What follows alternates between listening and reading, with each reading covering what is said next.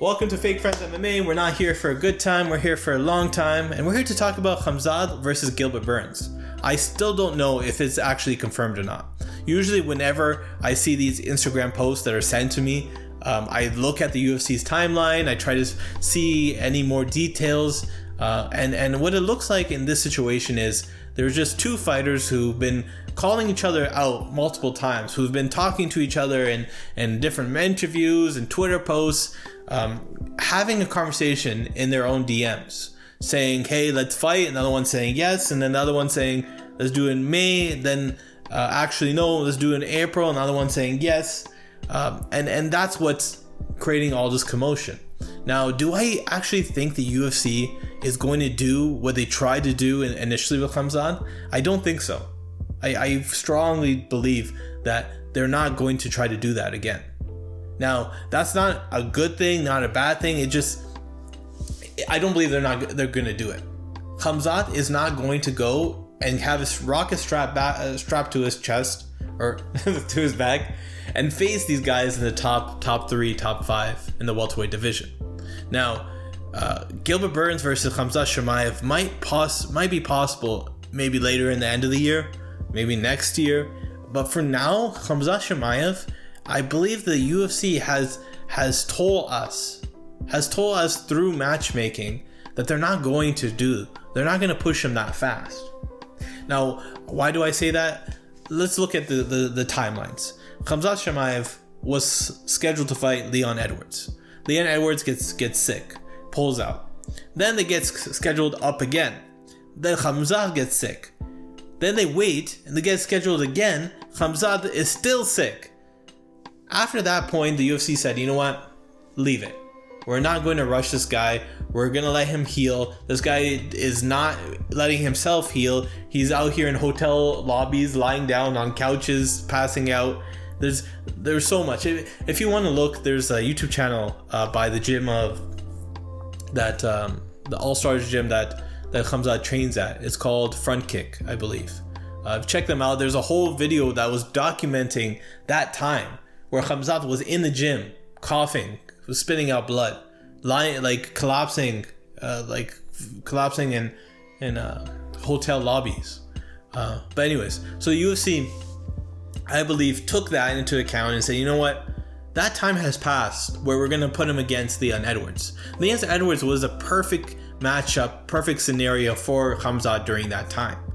Khamzat had a chance to beat Leon Edwards because Leon Edwards, yes, he has very good takedown defense, but his takedowns and wrestling is not his strongest suit. Khamzat's strongest suit is takedowns. Khamzat is unranked, has all this momentum behind him, and you have this guy in Leon Edwards where he's really in you don't know what's happening with him. Like what was going on with Leon during that time? You didn't know if he was going to wait out for a title shot. They removed him out of the rankings. You don't know if he wants to fight anymore and wants to go up, wants to go down. Nobody knew what was going on with Leon Edwards. And it was the perfect scenario for the UFC to basically kill two birds with one stone.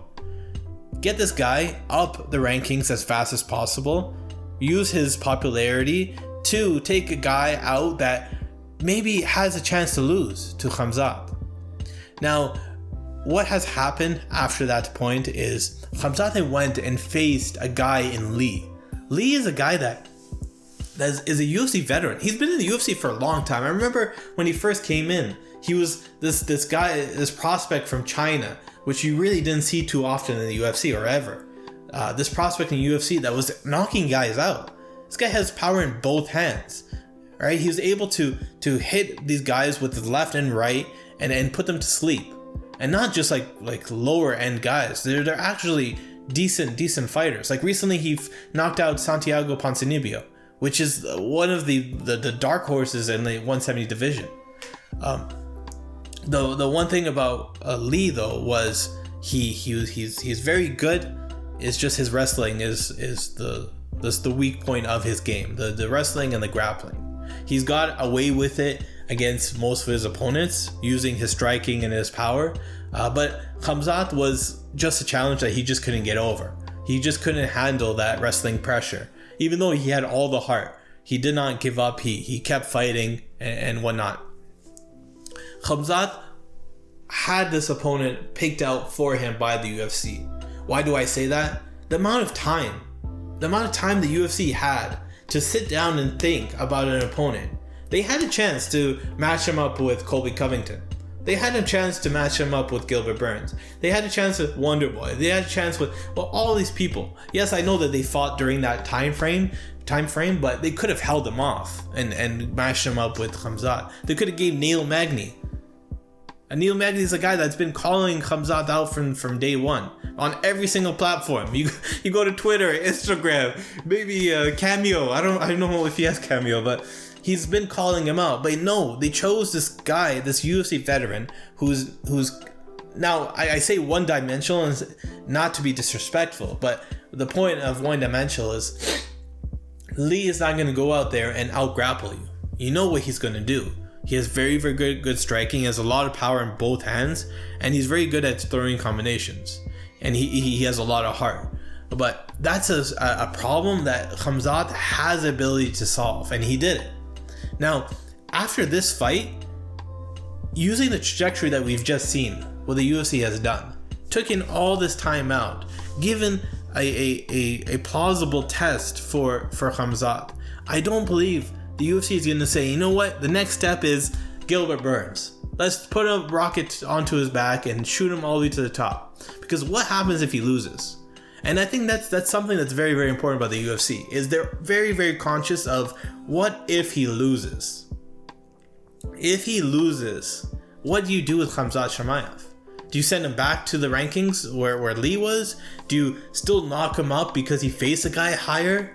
What do you do with him? You lose all this momentum. I believe they're playing a long game with Khamzat, not as long as Sean O'Malley, right? Those are two different situations. But Gilbert Burns is a fighter that he has the potential to face, and I don't doubt that they will face each other in the future. It's just not right now, not in 3 months, not in 6 months, not in April, not in May, maybe at the end of the year. Maybe say Khamzat has 2 fights this year. There might be a chance he faces Gilbert Burns at the end of the year. But my prediction is they won't see each other maybe closer to the end of next year, 2023. And that's if both fighters are winning and winning. Yeah, maybe Gilbert Burns, if he loses, it makes him more plausible. But if Khamzat is winning, I feel like end of next year, around the end-ish of next year, they'll face each other.